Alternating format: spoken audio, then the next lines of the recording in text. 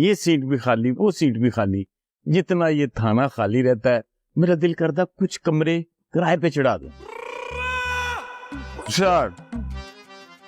Sorry sorry, थारे को किसने सुरली लगा दी? क्यों ऐसे? आप ना जल्दी से उसे रोके, उसने मेरे सारे फॉलोअर्स अपनी तरफ मोड़ लिए, मेरा ही कंटेंट चुरा कर।